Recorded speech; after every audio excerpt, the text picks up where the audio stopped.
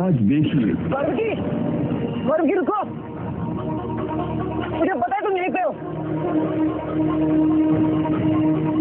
आज के बाद कभी भी पीछे मुड़ के नहीं देखूंगी।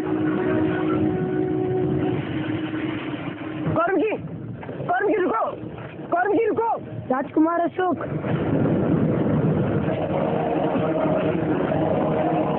तुम जाओ।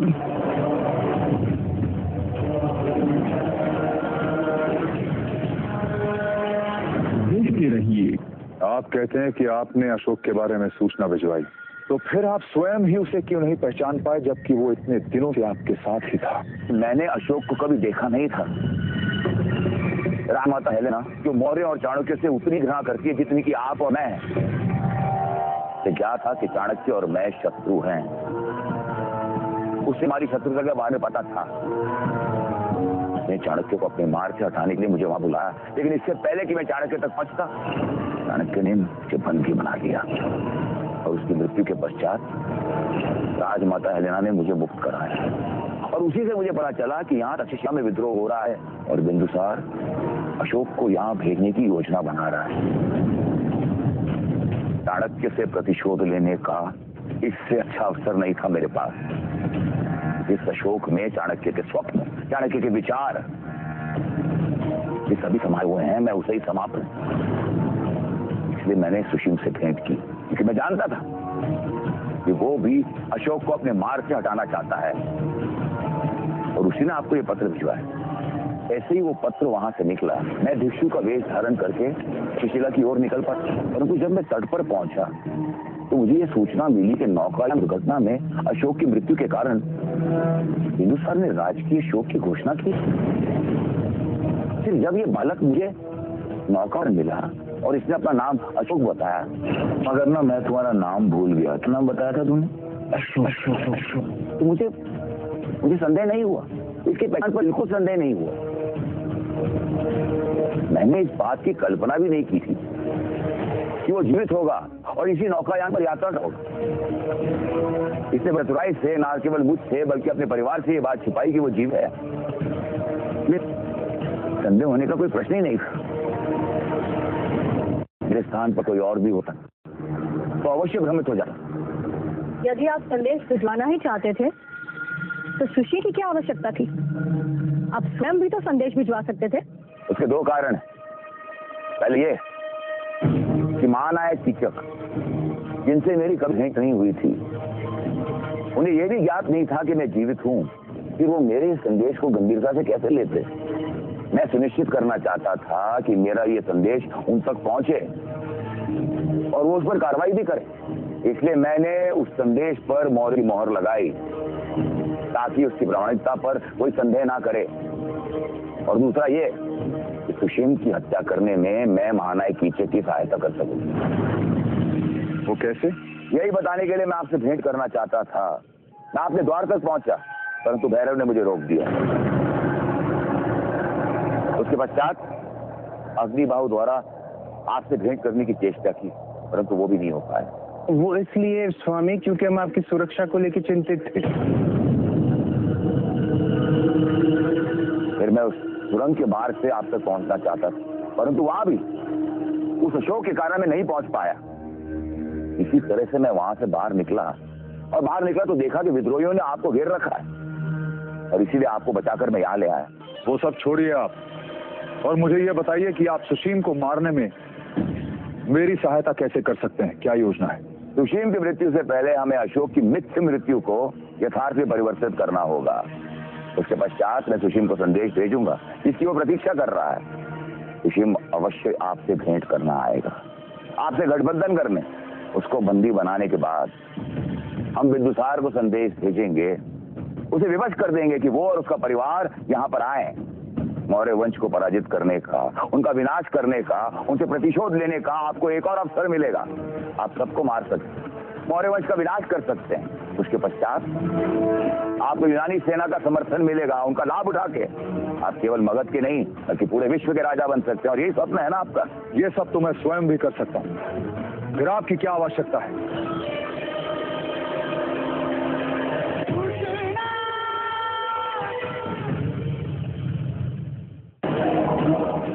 जाओ तुम।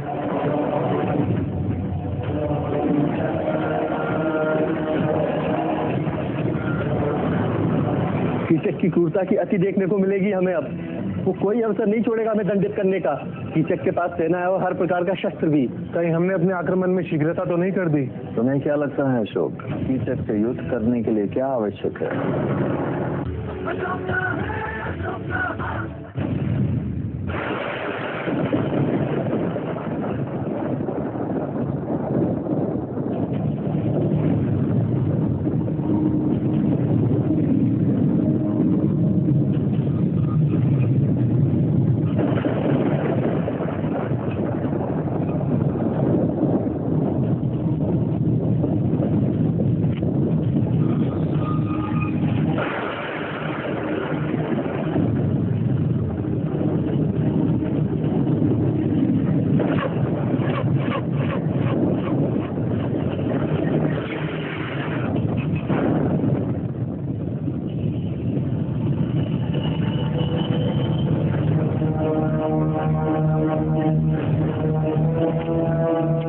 आकाश में कड़कती बिजली कितनी ही भयभीत करती हो, परंतु धरती पर उतरने के लिए, विनाश करने के लिए उसे एक संवाहक की आवश्यकता है।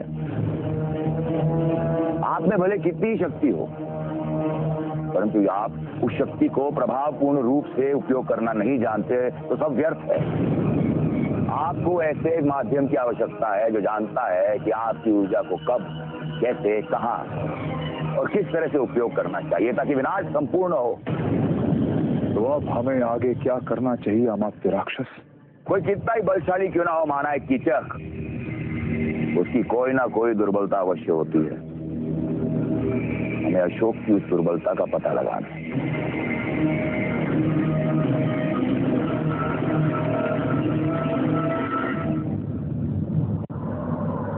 चिंता होती है तुम्हारे लिए, तुम्हारी सुरक्षा के लिए कहीं ना कहीं मैं भी अपने आप को उत्तरदायी मानने लगा हूँ।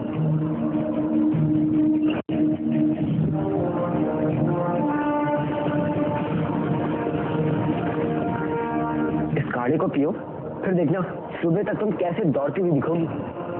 मैं महान सम्राट चंद्रगुप्त मौर्य का पौत्र, सम्राट बिंदुसार मौर्य का पुत्र, धर्मपुत्र अशोक मौर्य। तुम्हारा नहीं, मेरा है। मैंने सोचने कैसे लिया कि मगध की भूमि पर मुझे एक मित्र मिल सकता है। उस ब्रह्म पर कैसे विश्वास कर लिया मैंने। तुमने तो मुझसे स्पष्ट कहा था ना कि तुम अपना उद्देश्य अपनी वास्तविकता से कभी भी अवगत नहीं करवाओगे। नहीं मूर्ति, वो शिक्षा भ्रमित होकर तुम पर अपने से भी ज्यादा विश्वास करके हमारे सामने अपने जीवन के सारे रहस्य खोल दिए, जिन्होंने सबसे ज्यादा क्षति पहुंचाई। मैंने अपने रहते पहला के प्रत्येक गांव तुम्हें दिखा दिए, बिना ये जाने कि जिससे हमें वो घाव मिले हैं उन्हीं का रथ तुम्हारी धमनियों में बह रहा है। और तुम गांव को कौन देखते रहे, कुछ भी नहीं कह सकी, कुछ भी नहीं। मैं जानता हूँ कौरव, तुम यहीं कहीं हो।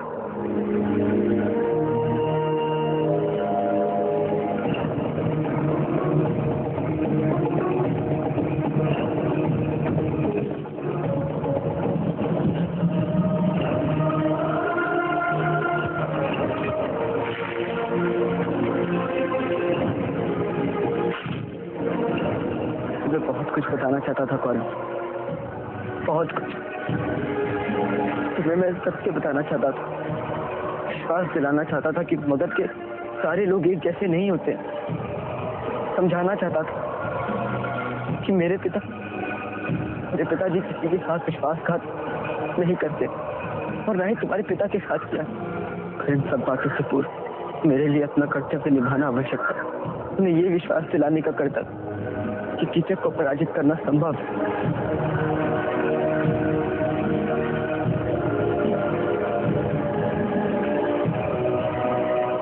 कर दिखाया कौरव। तो मेरी इस विजय में तुम्हारी और तुम्हारे पिता की विजय निहित है। एक बार कौरव सामने आ जाओ कौरव, कि नेत्रों में देखो कौरव कि तुम्हें मेरी सत्यता पर विश्वास आ जाए।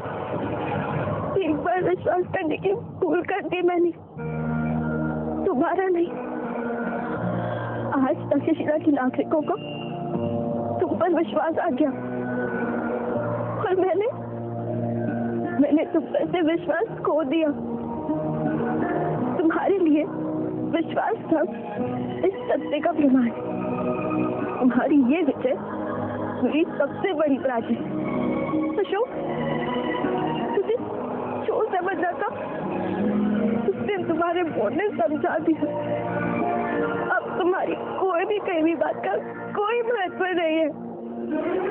तुम्हें मेरी वास्तविकता से अवगत कराना मेरी सबसे बड़ी भूल थी, किंतु मैं तुम्हें उसका दुरुपयोग नहीं करने दूंगी।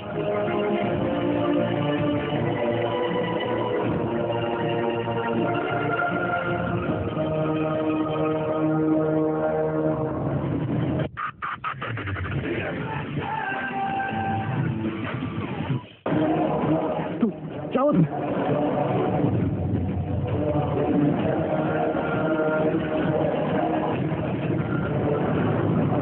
कीचक की क्रूरता की अति देखने को मिलेगी हमें अब। वो कोई अवसर नहीं छोड़ेगा हमें दंडित करने का। कीचक के पास सेना है और हर प्रकार का शस्त्र भी। कहीं हमने अपने आक्रमण में शीघ्रता तो नहीं कर दी? तुम्हें क्या लगता है अशोक, कीचक से युद्ध करने के लिए क्या आवश्यक है?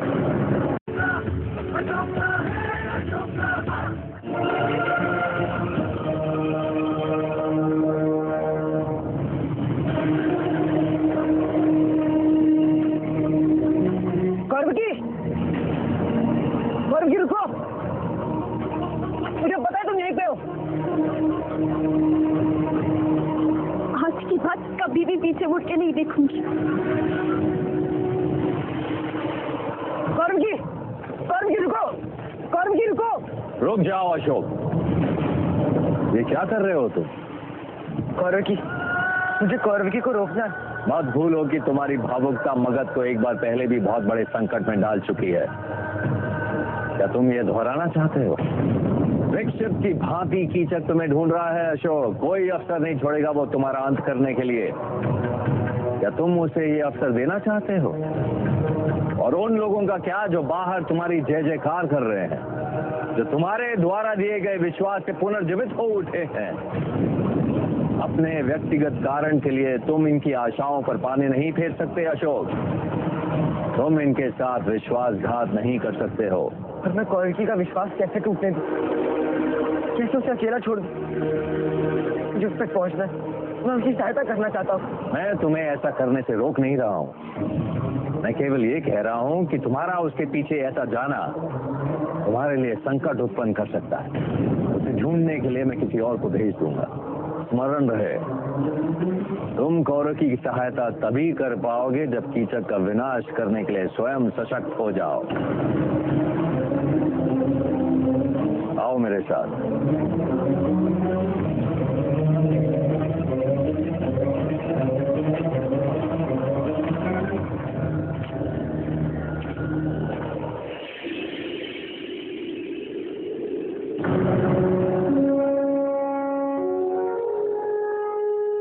ये हमारी प्रथम उपलब्धि है अशोक, किंतु लक्ष्य प्राप्त करना विशेष है। और अब यहाँ से हमारा संघर्ष और गहन होगा, और इसके लिए हमें सैन्य बल चाहिए। इसलिए जितना शीघ्र हो सके हमें पाटलिपुत्र को सूचित कर देना चाहिए। नहीं आचार्य, मुझे संदेह है कि पाटलिपुत्र के राजभवन में कोई है जो कीचक के साथ है।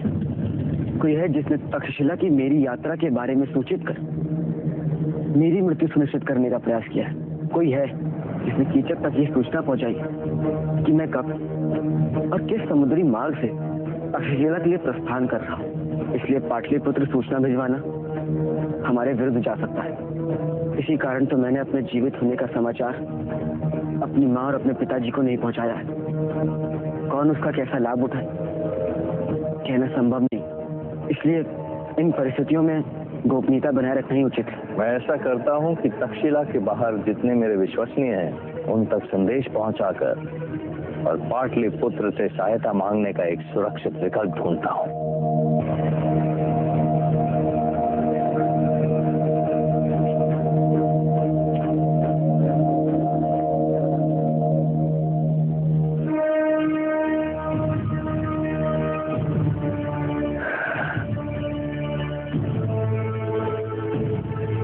मैं समझ सकता हूँ कि कौरवकी पे क्या बीत रही होगी। मेरे साथ तो आप हैं, इतने लोग हैं, पर वो तो बिल्कुल अकेली हो गई होगी। उसे क्या लग रहा होगा कि मैंने उसे अपना सत्य छुपाया, के साथ विश्वासघात किया। आज मैं उसके लिए केवल एक शत्रु हूं।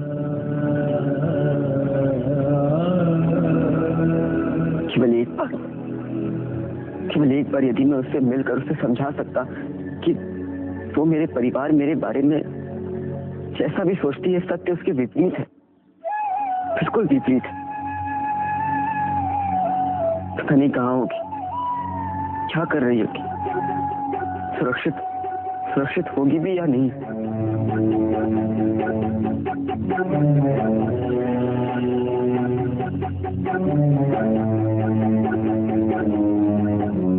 राजकुमार अशोक,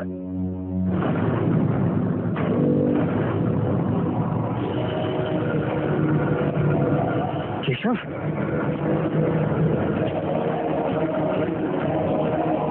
तुम जाओ। तुम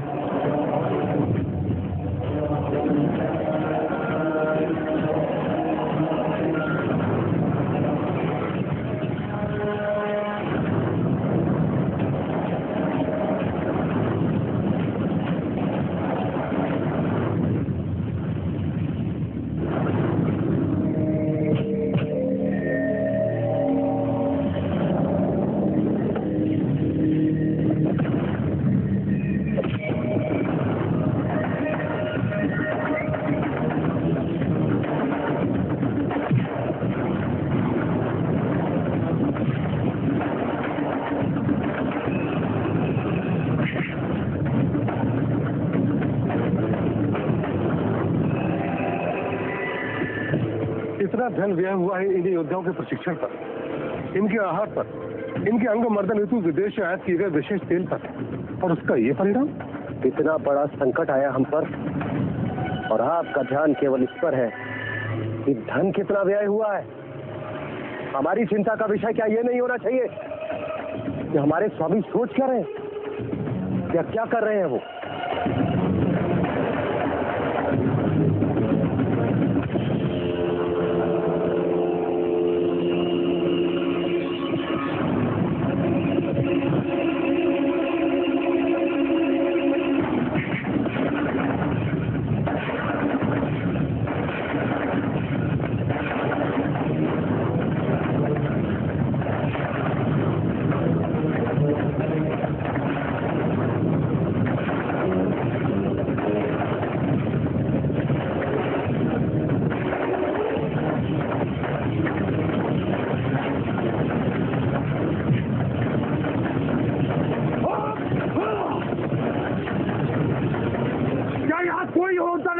बराबरी करने वाला जो मुझे चुनौती दे सके।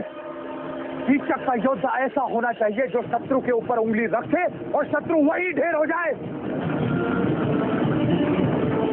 धिक्कार है तुम लोगों पर। अपने ही लोगों को क्षति पहुंचाने से समाधान नहीं होता महानायक।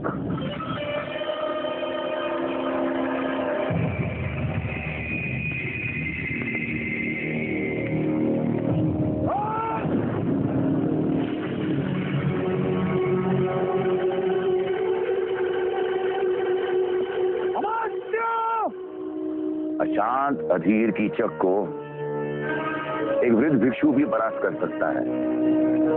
क्रोध मनुष्य का सबसे बड़ा शत्रु है। प्रभु आप निराश ना हो।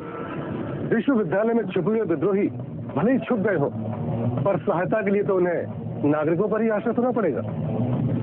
हम प्रजा से लिए जाने वाले कर में वृद्धि कर देंगे, कर इतना बढ़ा देंगे कि प्रजा के पास अपने जीवन निर्वाह हेतु अपना पेट भरने के लिए भी धन नहीं बचेगा। यदि आपकी अनुमति हो तो मैं और धर्म इस पर तुरंत कार्रवाई करें। मैं धनंजय की इस योजना से सहमत हूँ। जहां तक मेरा प्रश्न है, मैं तो केवल शत्रु की आंखों में धूल झोंकने का कार्य करूंगा।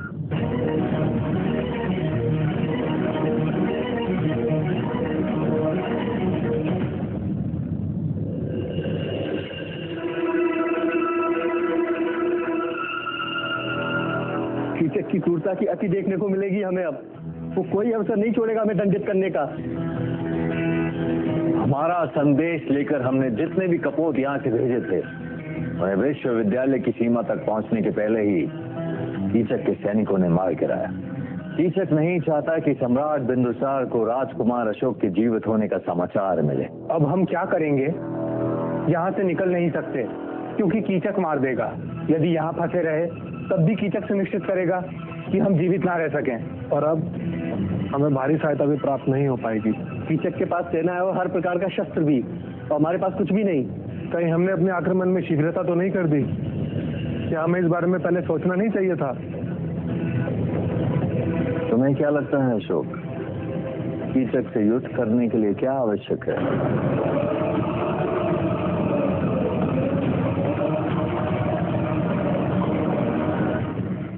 ये क्या कर दिया तुमने पुत्री? एक मौर्य वंशी को अपनी पहचान बता दी। मेरे अनुसार तुम्हारा यहाँ रहना उचित है। मैं इतनी दूर सबको जोखिम में डालकर पराजित होने नहीं आई हूँ। मुझे किसी भी तरह कीचक के भवन में प्रवेश करना ही होगा। लेप उठाओ और मेरे चरणों में लगाओ।